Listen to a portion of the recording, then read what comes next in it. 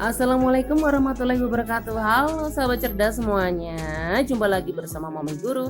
Hari ini Momi mau ngajak kalian belajar tentang organ gerak hewan.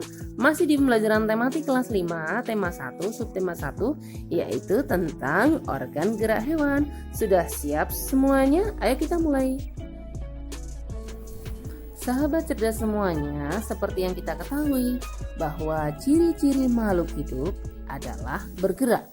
Pohon, hewan, manusia yang hidup semuanya bergerak. Bergerak adalah proses berpindah tempat atau perubahan posisi dari sebagian atau seluruh bagian dari anggota tubuh. Makhluk hidup akan bergerak apabila ada rangsangan yang mengenai sebagian atau seluruh bagian tubuhnya. Gerak pada manusia dan hewan menggunakan organ gerak yang tersusun dalam sistem gerak. Alat-alat gerak yang digunakan pada manusia dan hewan ada dua macam, yaitu alat gerak pasif berupa tulang dan alat gerak aktif berupa otot. Nah, sahabat cerdas, ini adalah contoh gambar tulang dan ini adalah contoh gambar otot. Dan bila diperbesar, bentuk otot akan seperti ini. Kerjasama antara kedua alat gerak tersebut membentuk suatu sistem yang disebut dengan sistem gerak. Tulang disebut alat gerak pasif karena tulang tidak dapat bergerak dengan sendirinya.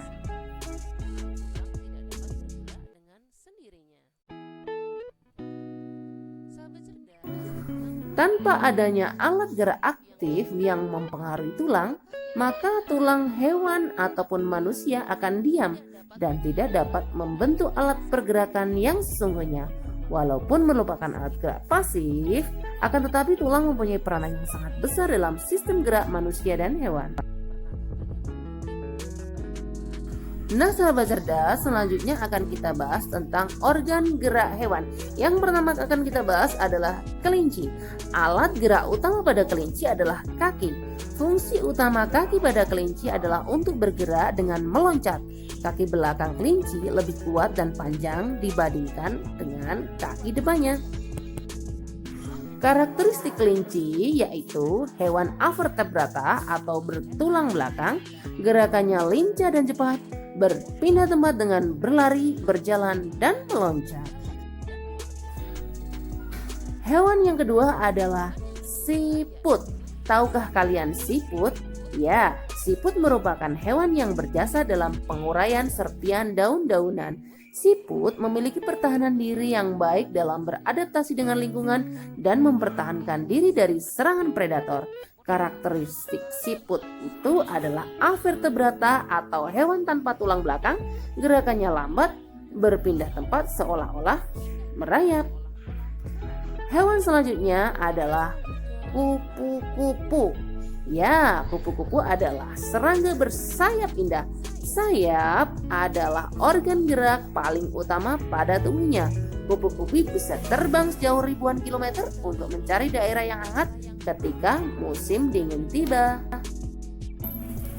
Hewan selanjutnya adalah ikan.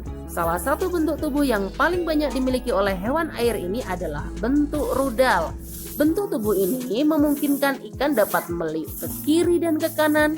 Bentuk tubuhnya seperti ini juga berfungsi untuk mengurangi hambatan pada saat bergerak di dalam air.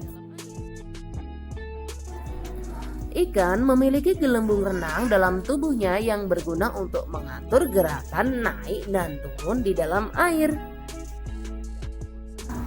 Ikan memiliki susunan otot dan tulang belakang yang fleksibel untuk mendorong gerakan ekornya di dalam air. Sebagian besar ikan menggunakan gerak tubuh ke kanan dan ke kiri bersama dengan sirip ekornya untuk menghasilkan gaya dorong ke depan. Ikan yang bergerak dengan sirip samping dan sirip tengah cocok hidup di terumbu karang. Jenis ikan ini tidak dapat berenang secepat ikan yang menggunakan tubuh dan sirip ekornya. Nah sahabat cerdas, demikian tadi pelajaran kita pada kali ini, yaitu tentang organ gerak hewan. Jangan lupa untuk tetap semangat dan rajin belajar ya. Oh iya, Jangan lupa klik subscribe, like, dan komennya ya, supaya Momi lebih semangat lagi buat video pembelajaran selanjutnya. Terima kasih.